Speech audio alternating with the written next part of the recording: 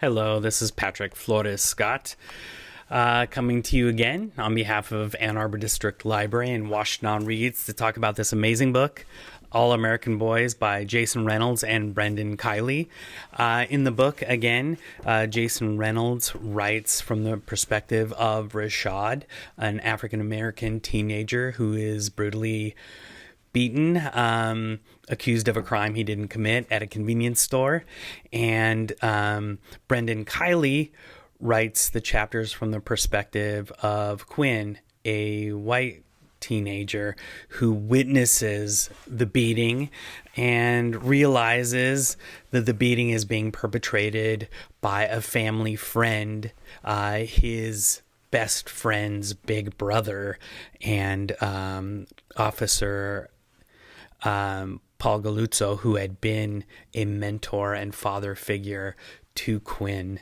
So the book is amazing in all the different perspectives and approaches to this situation, both in terms of policing and violence and racism and the role of the witness and the attempt, not the attempt, but in Jason Reynolds putting us with the victim and his family after the tragedy has occurred. So we as readers are realizing that it doesn't end, and that it affects the family, it affects the victim, and it affects the community, and those effects continue on forever. And I just wanted to share a couple pieces I was going to read, but I think I'll just describe them from the book. We talked about different days. The book is set up in terms of days of the week. The crime of the beating takes place on a Friday evening, and the book ends on a Friday evening, and all the chapters are all the days in between. And for each day, we read a chapter from Rashad's perspective and a chapter from Quinn's perspective. Now, Jason Reynolds pretty much keeps us in that hospital room with Rashad, and by the time Sunday rolls around, his second day in there, we've met his family. He's become acquainted and friendly with a great character who's his nurse. The pastor has come to visit. His friends end up visiting. I guess we're on Monday now. His friends have come to visit, and there's this amazing dynamic you see where Rashad, who's dealing with internal bleeding and broken ribs and a broken nose, and these physical effects, is dealing with his own emotional effects while somehow catering to the feelings of all those people who come and go, and hoping that they're not too angry or too sad or too upset, or what are they going to do when they leave. He's managing all these other people and all these other emotions. And again, when we are witness to a video of race-based police crime, when the video is over, we may still have emotion. We may turn away from that emotion. We may act on that emotion. We may get involved with the hashtag aspect of the whole thing, but we're rarely given the opportunity to sit with the victim and the victim's family.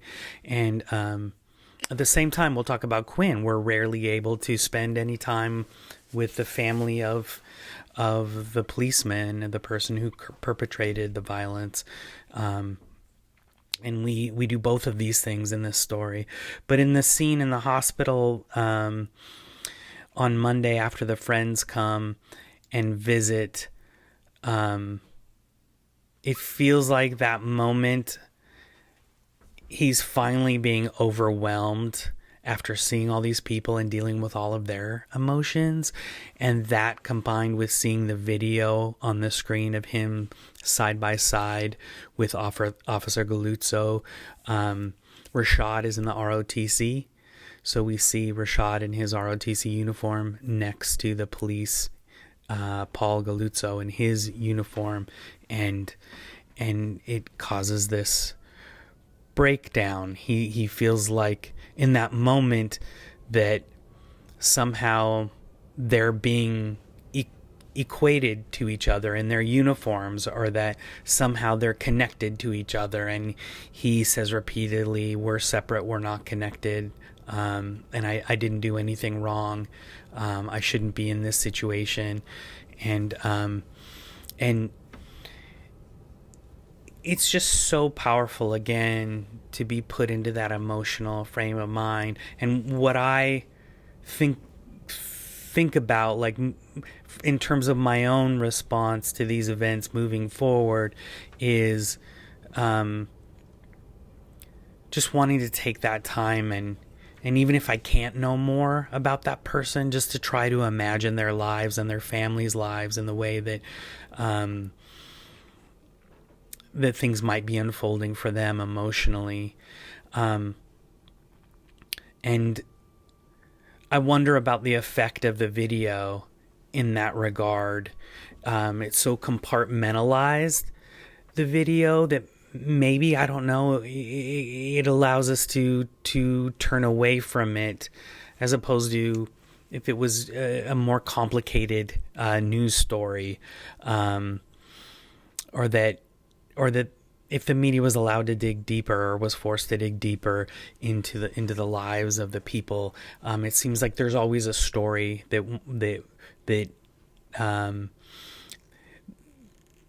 we want to tell, and the media wants to tell, in a way of framing these things that if we were to somehow get the opportunity to just know people better and know their lives and know where they're coming from, we may be able to move on in a more meaningful way from these situations. So Quinn is back in school on Monday, and everyone is talking about this situation, and he feels things. He's on the basketball team. He feels this division along racial lines, which seems very clear and obvious why that would be. And he does a lot of thinking about how little he knew about Rashad, how little he knows Rashad's friends, who are his basketball teammates. They play together on the team, but they don't really know each other. And this whole situation, and his relationship with Paul's cousin, Jill, who he's very interested in, and she appears to be interested in him, has caused him to question where he sits in terms of race, and where Paul sits in terms of race and racism, and in terms of violence. And one amazing thing about this book is all the small depictions of violence that don't necessarily land with the tremendous weight of the beating of Rashad at the convenience store. However, you view all these small depictions of violence, you can't help but view them in relationship to the violence that Paul Galuzzo, the officer, perpetrated upon Rashad. And I think that's amazing. The first read through, it just may not strike you as profound. Each moment did, but they didn't add up to a whole until I went back through and said, wow, there's a lot, and why did it feel so normal the first time through? And it just made me think about this normalizing of violence in our lives, and even normalizing of police shootings, and is it something that's worn on us to the point that we just turn away now? In this book, doesn't allow that. Not in an oppressive way, but it takes you so deeply into the story that you can't turn away from Rashad. You can't turn away from his family. You can't turn away from the journey that Quinn is walking, this journey to understand what his role is going to be as a witness to this racial police violence. And Quinn goes very deeply into a memory in this chapter about a time when he was a snot-nosed kid on a basketball court, and he harassed an older kid long enough that kid beat him up, and Quinn became obsessed with having Paul return the favor and revenge that beating, and Paul does brutally, and it both makes Quinn question whether Paul is just a violent person, and it makes him question his own relationship to violence and the guilt that he's faced since having Paul beat this older kid up. And I don't really know what Brendan Kiley wants us to feel in that scene, but it just it struck me so profoundly complex. This idea that maybe, as a reader, this is where I took it, that as we watch and we judge police, when we see these videos, maybe we're complicit in these acts of violence in one way or another, that we've been complicit in acts of violence, and we're complicit in these acts of violence for one reason or another. And I just it just really struck me. And so moving forward in reading the book, and I think as importantly, moving forward in our journey in terms of race relations, in terms of Black Lives Matter, in terms of reforming police,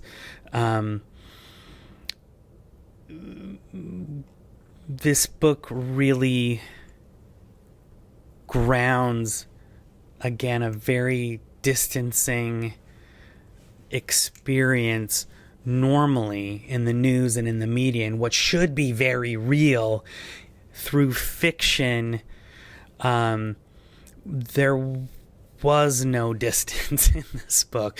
You're dropped into the worlds of victim, of police officer, of witness, and in one way or another, you feel yourself connected to the various police in the story. There's more than one. Connected to them, connected to their violence, connected to Rashad, the victim, connected to his family, and connected to Quinn. And for me, as deeply as I felt about Rashad, as much as I ended up loving his family, the questions that are raised for me are around what it means to be a witness.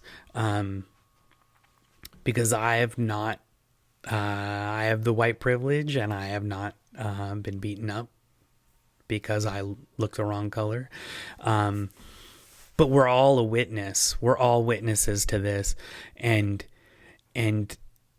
when we can see victims, and we can see and feel kinship with police, even the way Quinn does, and we have to question our own relationship to racism, I feel like that consciousness changes our role as witness, and we'll see what this book does for me, and what this does for you if you're reading the book, and what the other books of on this topic by Kekla Magoon and Nick Stone and Angie Thomas, how these books are changing and broadening and deepening the conversation around racial police brutality. So I thank Ann Arbor District Library and Washtenaw Reads for the opportunity to reflect on All American Boys. I hope this has been a helpful, interesting, one-sided conversation. And we'll see you around Ann Arbor, and we'll see you at Ann Arbor District Library.